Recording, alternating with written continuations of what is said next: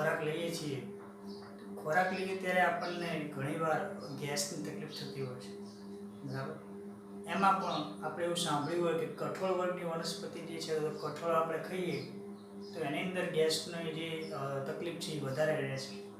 તો એનું કંઈક કારણ એવું છે કે સામાન્ય રીતે આપણે જોવા જઈએ ને તો કોઈ પણ ખોરાક ખાઈએ તો એની સાથે સાથે ઘણીવાર આપણે ખોરાકની સાથે હવાનો બચકો પણ ભરી લઈએ છીએ, એટલે કે હવાનું પ્રમાણ આપણા શરીરની અંદર, પેટની અંદર એ જતું રહે છે. તો તેના કારણે પણ ઘણીવાર એક આપણે કહીએ ને કે એક સાદા નીચ કક્ષાનો જે કહીએ તો એ ગેસ ઉત્પન્ન થતો હોય.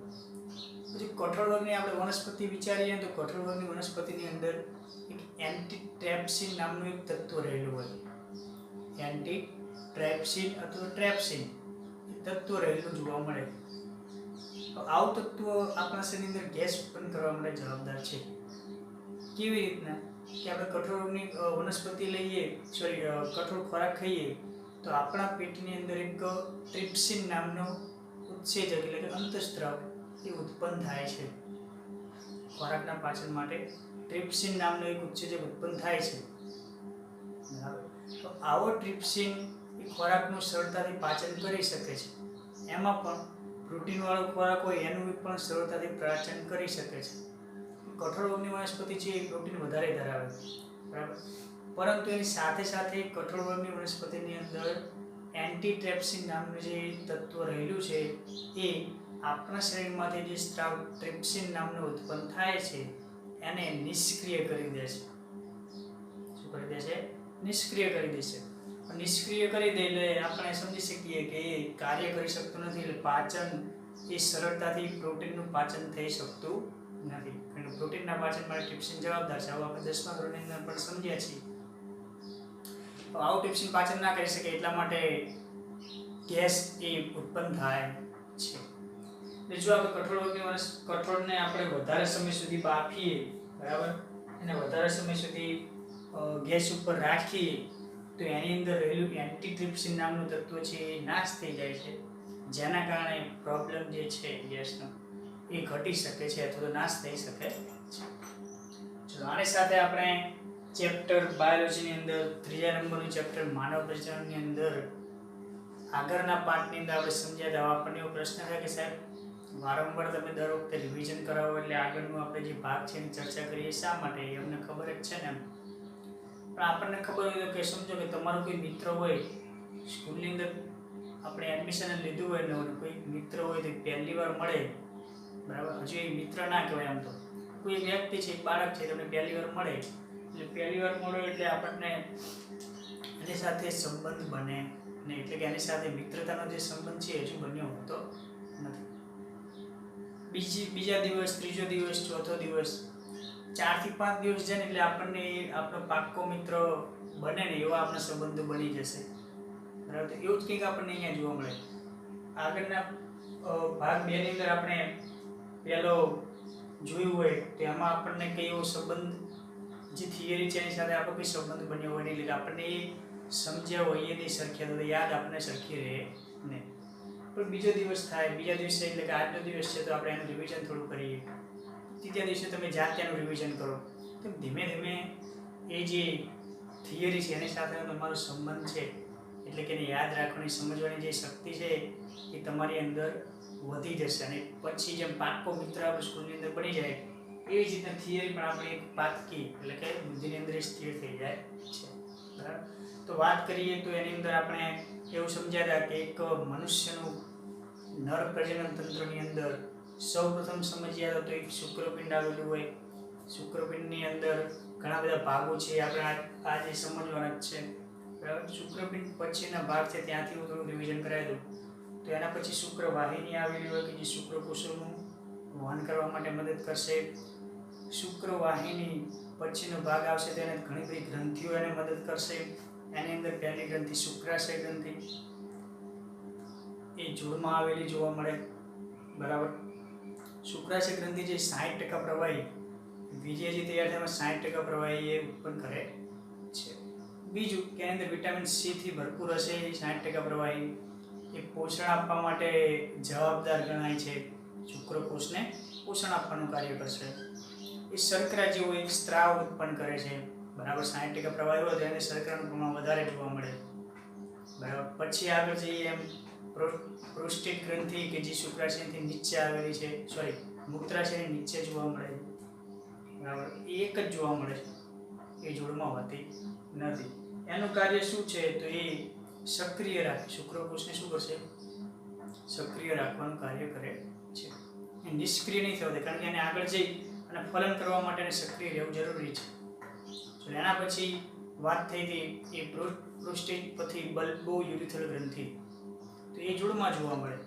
અને એનું કાર્ય જોવા જઈએ તો એ ઘર્ષણ નિરોધક આલ્કલાઇન બેઝિક જે દ્રવ્ય છે એ ઉત્પન્ન કરે છે.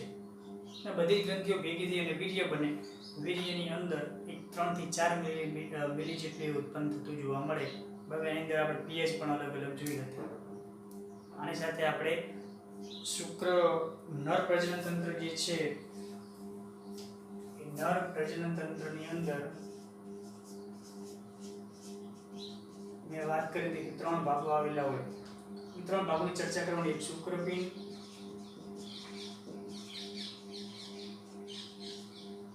પછી નલિકાઓ,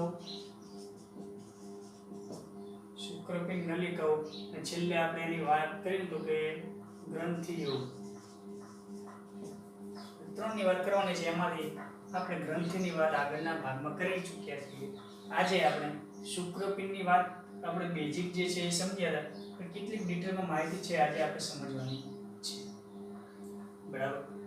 અને નલિકાની અંદર કેટલીક અગત્યતા છે એ આપણે સમજવાની છે. ચલો હવે આપણને જે અહીંયા એક આકૃતિ આપેલી છે, ડાયાગ્રામ આપેલો છે, ક્યાંનો છે તો આપણને અંદાજો આવી જવો જોઈએ કે અહીંયા હું તમને દર્શાવું કે આ મૂત્રાશય છે. મૂત્રાશયથી અહીંયાથી પછી શિશ્નની એક રચના આપણને જોવા મળી. આગળની આકૃતિનો ડાયાગ્રામ જોજો. પછી અહીંયા આપણને જે આપેલું છે એ પ્રમાણે એક શુક્રપિંડ આપેલું છે, ત્યાંથી એક નલિકા અહીંથી જઈ અને અલગ અલગ ગ્રંથિઓ જોડાતી, બરાબર. તો આ પ્રકારે આપણને કે આગળની આકૃતિ એમાંથી શુક્રપિંડ છે તેની અંદર આપણે જોયું તો ઘણી બધી ખંડિકાઓ આવેલી હોય, બરાબર. તો અહીંયા જે આપણને આકૃતિ આપેલી છે એ આટલો ભાગ હું તમને સમજાવવાનો પ્રયત્ન કરીશ, બરાબર. તો આપણને એ ખ્યાલ હોવો જોઈએ કે આ જે ડાયાગ્રામ છે ક્યાં છે, આપણા શરીરનો નર પ્રજનન તંત્રના ભાગની અંદર એનો સમાવેશ ક્યાં થાય છે, અહીંયા એનો સમાવેશ થાય છે. તો જેટલી આકૃતિ આપે છે એટલી જ આપણે સમજીશું. ચલો તો પહેલા હું વાત કરી લઉં કે આની અંદર જોવા મળતી ખંડિકાઓ, એટલે આને આપણે શુક્રોત્પાદક ખંડિકાઓ કહેવામાં આવે છે. તો પહેલા ખંડિકાની વાત કરીએ ને તો આ શુક્રપિંડીય ખંડિકાઓ, અહીંયા આપણને 1, 2 અને 3 મેં 3 ખંડિકાઓ દોરી છે, પરંતુ આવી ખંડિકા એ શુક્રપિંડની અંદર 250 જેટલી આવેલી હોય. કેટલી આવેલી હોય? 250 જેટલી શુક્રપિંડ ખંડિકાઓ જોવા મળશે, બરાબર. ચલો શુક્રપિંડ ખંડિકાઓ પછીનો અંદર આપણને એક ભાગ દેખાય છે જેને શુક્રોત્પાદક નલિકાઓ કહેવામાં આવે છે.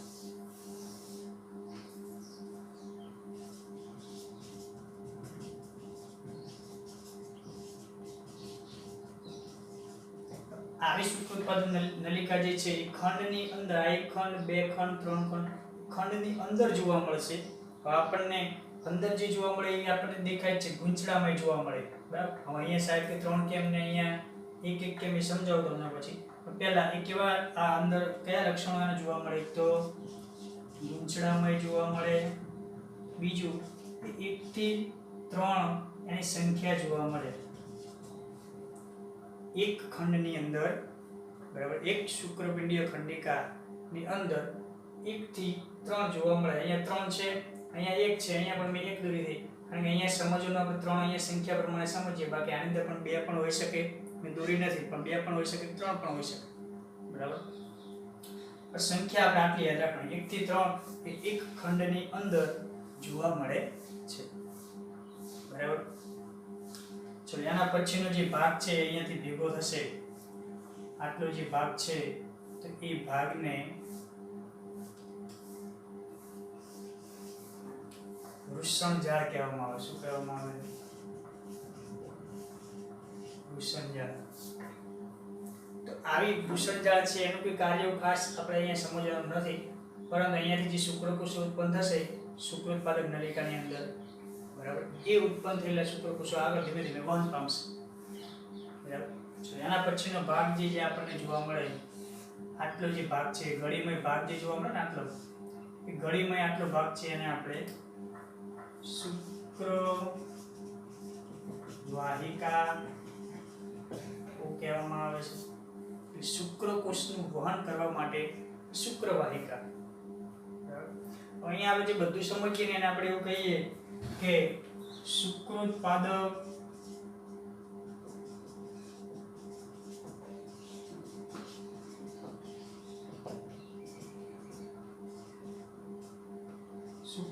નલિકા વિશે આપણે સમજીએ ને એનો પ્રશ્ન બનાવો ને તો બની શકે. શુક્રકોષ, શુક્ર ઉપરથી શુક્રકોષ, પાદક એટલે અહીંયા આપણે સંધિ છૂટી પાડીએ એટલે ઉત્પાદન, એટલે શુક્રકોષનું ઉત્પાદન કરતી નલિકાઓ એને આપણે શુક્રોત્પાદક નલિકાઓ કહીએ છીએ. તો એની અંદર બધા જ ભાગો એ સમાવેશ થાય છે. શુક્રવાહિકા ત્યાર પછીનો ભાગ આપણને જે અહીંયાથી લઈ અને આટલો ભાગ દેખાય છે તેને કહેવામાં આવે છે અધિવૃષણ નલિકા.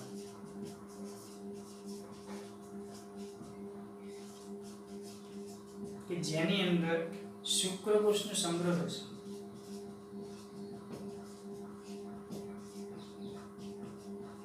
કોનો સંગ્રહ થશે? શુક્રકોષનો સંગ્રહ થતો જોવા મળે છે. ચલો આટલા સુધી કમ્પ્લીટ. અહીંયા જે ભાગ છે અહીંયાથી પછી આગળ એ શુક્રવાહિની શરૂ થઈ જશે. બરાબર, અહીંયા જે સમજાય એ પ્રમાણે અહીંયાથી પછી શુક્રવાહિની શરૂ થઈ અને પછી મૂત્રાશય પછી જે ભાગ છે આપણે સમજ્યા છે. બરાબર. તો આટલો ભાગ છે એની અંદર આપણે આ નામ નિર્દેશન યાદ રાખવાનો છે. શુક્રકોષનો સંગ્રહ કરતો ભાગ કયો હતો? અધિવૃષણ નલિકા. જ્યારે શુક્રકોષો ઉત્પન્ન થશે એનો સંગ્રહ કરશે. બરાબર. હવે અહીંયા જે ભાગ છે એની અંદર આપણે થોડા ડિટેલમાં જઈએ તો અહીંયા જુઓ આ એક ખંડ છે. બરાબર. એક ખંડને હું અહીંયાથી છેદ કરું. સમજો કે અહીંયાથી મેં છેદ કર્યો, આ આડું એને કાપી નાખ્યું. કાપેલો ભાગ છે એ મને અહીંયા જોવા મળે છે. મને કાપી નાખું આટલું એક જ ખંડને હું કાપું તો આપણને અહીંયા એનું છેદ જોવા મળે, ટીએસ જોવા મળે. તો જુઓ અહીંયા ત્રણ નલિકા છે, 1 2 અને 3. તો અહીંયા હું ત્રણ નલિકા દોરી દઉં, 1 2 અને 3. સમજો કે પહેલી નલિકા, બીજી નલિકા અને આ ત્રીજી નલિકા, એટલે કે શુક્રોત્પાદક નલિકા. બરાબર. હવે એની અંદર શુક્રકોષનું નિર્માણ થાય છે. બરાબર. આપણે અહીંયા સમજ્યા હતા ખરા કે અહીંયા શુક્રકોષ ઉત્પન્ન થાય અહીંયાથી ધીમે ધીમે વહન પામશે, પણ આની અંદર પણ શુક્રકોષ કેવી રીતના નિર્માણ થશે, બરાબર, એને આપણે સમજીએ. તો આની અંદર જોવા જઈએ ને તો ત્રણ આપણને અહીંયા નલિકા જોવા મળે છે. એમાંથી ત્રણ નલિકાની અંદર ક્રિયા સરખી જ થશે શુક્રકોષ ઉત્પન્ન થવાની, પરંતુ અહીંયા હું એકને ધ્યાનમાં રાખીને તમને સમજાવું. એક શુક્રોત્પાદક નલિકા જે છે, બરાબર, એને હું ધ્યાનમાં રાખીને સમજાવું. તો અહીંયા પહેલા તો આ દર્શાવી દઈએ આપણે 1 2 અને 3. તે શું છે તો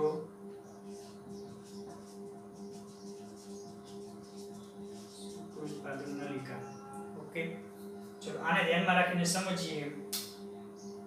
તો આમાં આપણને લીલા કલરનો જે ભાગ દેખાય છે એને કહેવામાં આવે છે સર્ટોલી કોષ. કયા કોષ? સર્ટોલી કોષ તરીકે ઓળખીએ છીએ. લીલા કલરના જે આપણને ભાગ દેખાય છે એ બધા જ સર્ટોલી કોષ છે. એ શું કાર્ય કરશે? શુક્રકોષનું નિર્માણ ને પર એને જે શુક્રકોષનું નિર્માણ થશે એને પોષણ આપવાનું કાર્ય છે.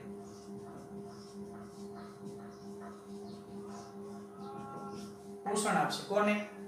શુક્રકોષને. બરાબર. આવું પોષણ જે એને મળે એ કયા કોષો દ્વારા, સોરી, એ કયા અંતઃસ્ત્રાવ દ્વારા મળશે?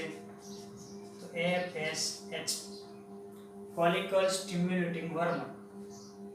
Follicle stimulating hormone. હવે અહીંયા આપણે નામ હું લખતો નથી ફૂલ ફોર્મ, કે આગળ આપણે એને ભણવાનું જ છે ત્યારે આપણે લખીશું.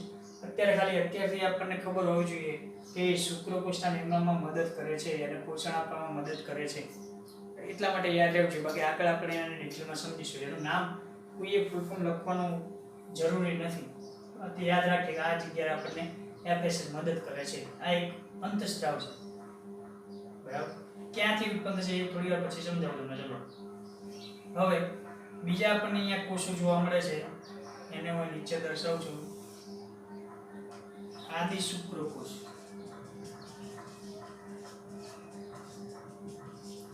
આદિ શુક્રકોષ જે આપણને લાલ કલરના દેખાય છે, આદિ શુક્રકોષ, એનું કાર્ય શું છે?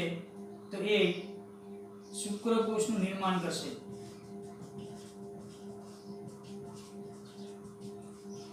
શુક્રકોષનું નિર્માણ કરવાનું કાર્ય એ કરે છે, બરાબર. તો આપણને એ ખબર પડી કે જે લીલા કલરના આપણે દેખાય છે સર્ટોલી કોષ આવેલા હોય, એ FSH અંતઃસ્ત્રાવ જ્યારે ઉત્પન્ન થશે ત્યારે એ પોષણ આપવાનું કાર્ય શુક્રકોષને કરશે. શુક્રકોષનું નિર્માણ પણ અહીંયા થતું હશે. આદિ શુક્રકોષ જે છે ત્યાં શુક્રકોષનું નિર્માણ જોવા મળે, એટલે આપણે નરજનન કોષ એને કહી શકીએ, બરાબર. એના પછી આપણે વાત કરીએ તો આની બહાર આપણને ત્રણ અહીંયા એક આકૃતિમાં દેખાય છે ટપકા સ્વરૂપે, જે અંતરાલ્ય તરીકે ઓળખાય છે. અંતરાલ્ય કોષ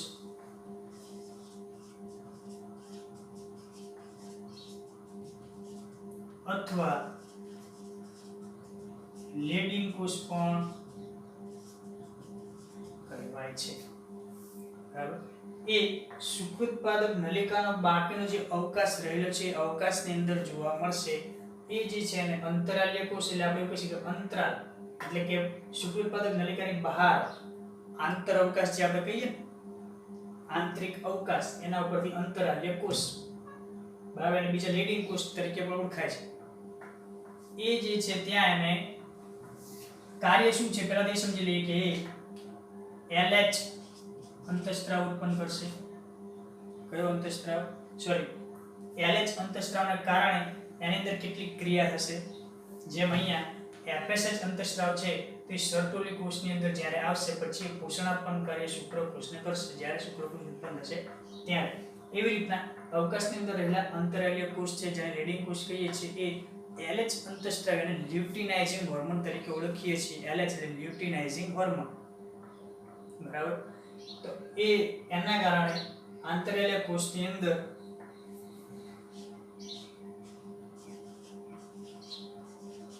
એક પ્રકારના એન્ડ્રોજન અંતઃસ્ત્રાવ ઉત્પન્ન થશે. શું ઉત્પન્ન થશે? એન્ડ્રોજન અંતઃસ્ત્રાવ. અહીંયા લખું છું.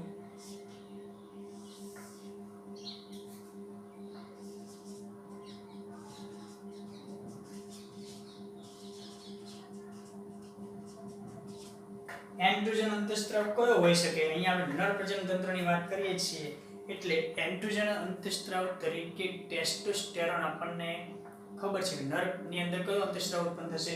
ટેસ્ટોસ્ટેરોન. તો એન્ડ્રોજન અંતઃસ્ત્રાવ તરીકે ટેસ્ટોસ્ટેરોન ઉત્પન્ન થશે, બરાબર. તો હવે આપણને કમ્પ્લીટ ખબર પડી ગઈ કે અંતરાલ્ય કોષ જે છે અથવા લેડિંગ કોષ એ LH લ્યુટિનાઇઝિંગ હોર્મોનના કારણે એક્ટિવ થશે. હવે આપણને ખબર હોવી જોઈએ, એ તમને એક જાણ કરી દો કે LH અંતઃસ્ત્રાવ અને FSH અંતઃસ્ત્રાવ જે છે એ થોડુંક ધ્યાન કરી દો તમે કે FSH અને LH બંને ક્યાંથી ઉત્પન્ન થશે? એક તો હાઇપોથેલેમસ, આપણા મગજની અંદર જે હાઇપોથેલેમસ નામનો ભાગ આવેલો છે ત્યાં એ પિટ્યુટરી પર અસર કરશે. પિટ્યુટરી ગ્રંથિ પર અસર કરશે. તેના કારણે FSH અને LH બંને પ્રકારના હોર્મોન ઉત્પન્ન થશે, બરાબર. આના કારણે LH છે તો એ કોને મદદ કરે છે? તો પહેલા તો આપણને લેડિંગ કોષ કયો ઉત્પન્ન થાય છે? ટેસ્ટોસ્ટેરોન. અહીંયા લખું ટેસ્ટોસ્ટેરોન, બરાબર. એવી રીતના અહીંયા બીજો એક FSH છે તો એ શું મદદ કરે? પોષણ આપણે સર્ટોલી કોષમાં મદદ કરે. હવે આપણા શરીરની અંદર આ અંતઃસ્ત્રાવ જે છે ક્યારે ઉત્પન્ન થાય? બંને જે અંતઃસ્ત્રાવ છે ઉત્પન્ન ક્યારે થાય? નાનપણથી થઈ જશે? તો કે ના, જ્યારે પણ આપણે કહીએ કે યુવાન અવસ્થામાં આવીએ, બરાબર, નર છે તો યુવાન અવસ્થામાં આવે ત્યારે આની અંદર હાઇપોથેલેમસની અંદર જે રિસેપ્ટર કહીએ, એટલે કે કોઈ પણ સંદેશાને સ્વીકારતા, કોઈ પણ સંદેશો એને સ્વીકારે રિસેપ્ટર કહેવામાં આવે. તો એવા હાઇપોથેલેમસની અંદર રિસેપ્ટર એક્ટિવ થશે, સ્વીકાર્યા પછી એક્ટિવ થશે. આવા એક્ટિવ થયેલા ક્યારે એક્ટિવ થશે? 13 વર્ષ પછી, યુવાન અવસ્થા થશે ત્યારે જે એક્ટિવ થશે. નાનપણ એટલે 10 વર્ષ 12 વર્ષનો જે સમયગાળો ત્યાં સુધી એક્ટિવ થશે નહીં. એ એક્ટિવ થશે પછી પિટ્યુટરી ગ્રંથિમાંથી એફએસએચ અને એલએચ અંતઃસ્ત્રાવને મુક્ત કરશે. એલએચ છે ટેસ્ટોસ્ટેરોન માટે મદદ કરશે, બરાબર. એના પછી એફએસએચ છે તે સર્ક્યુલર કોષની અંદર જોવા મળે. હવે આવા જે અંતઃસ્ત્રાવ છે એ મુક્ત કર્યા જ રાખશે, બરાબર. જે હાઇપોથેલેમસ પિટ્યુટરી ગ્રંથિ છે તો એનું ઉત્પાદન ચાલુ રાખશે? તો કે ના, કેટલોક સમય આવશે પછી અહીંયા ટેસ્ટોસ્ટેરોન છે એ વધી જાય એટલે ફરી પાછું એને ટેસ્ટોસ્ટેરોન છે એ ડાયરેક્ટ પિટ્યુટરી ગ્રંથિને સંદેશો આપશે કે અમારે હવે આની જરૂર છે નહીં, ટેસ્ટોસ્ટેરોનની જરૂર છે નહીં. એટલે ત્યાં એને સંદેશો આપેલી એનું જે વહન છે એ બંધ થઈ જશે. એવી જ રીતના એ સર્ક્યુલર કોષની અંદર પણ એફએસએચ નું જ્યારે પણ એનું મૂલ્ય વધી જશે, એનું પ્રમાણ વધી જશે પછી એ સંદેશો આપશે એટલે એ બંધ થઈ જાય છે. ફરી પાછું જ્યારે એક્ટિવ થવાનું હોય ત્યારે એક્ટિવ થશે. તો આવી કઈ ઘટના એ આપણને અહીંયા એલએચ ના ઉત્પાદન માટે અને એફએસએચ અંતઃસ્ત્રાવ જે છે બંને એ મગજમાંથી કઈ ગ્રંથિમાંથી ઉત્પન્ન થઈ અને આપણા આ સર્ક્યુલર કોષને ત્યાં સુધી પહોંચે છે, રેડિંગ કોષ સુધી પહોંચે છે, એની આપણે સમજી અહીંયા થોડી ઘણી લીધી. આ લખવાનું નથી આટલું, બરાબર.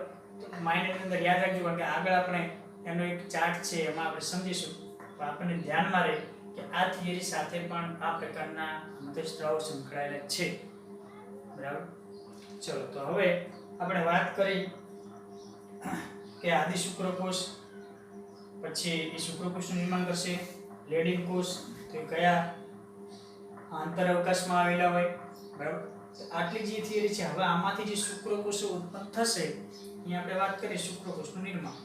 આવા નિર્માણની અંદર અર્ધીકરણ પણ થશે, સમભાજનની ક્રિયા, બધી જે ક્રિયાઓ છે એ ક્રિયાને પણ આપણે આગળ સમજવાનું થશે, બરાબર. અત્યારે આપણે કહીએ ને કે ઉપર છેલ્લી વાત કેટલીક કરીએ છીએ, ધીમે ધીમે જઈએ ઊંડાણપૂર્વક જે સ્વાધ્યાય નર પ્રજનન તંત્રની વાત કરીએ તે થોડી ઉપર છેલ્લી કરી.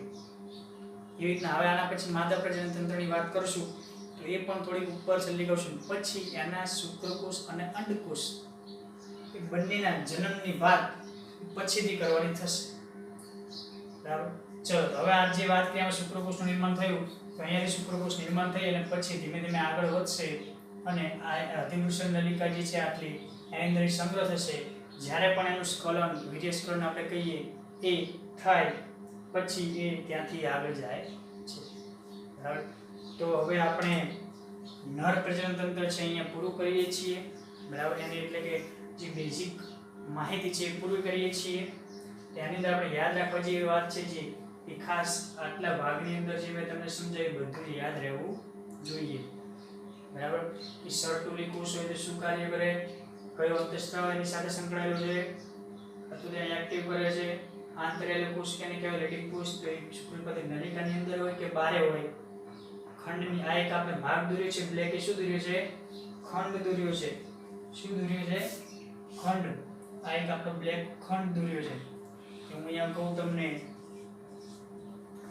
તો એ ખંડની અંદર અને શુક્રપતિ નલિકાની બહાર આવેલા જોવા મળે. શું કાર્ય કરે? તે આપણને ટેસ્ટોસ્ટેરોન ઉત્પન્ન કરવાનું કાર્ય કરશે. તો બધા એકબીજા સાથે જે સંકળાયેલા છે એને આપણે સારી રીતે ઘરે એકવાર લખી અને પછી એને સમજીશું ફરીવાર એટલે આપણે કમ્પ્લીટ ખબર પડી જશે.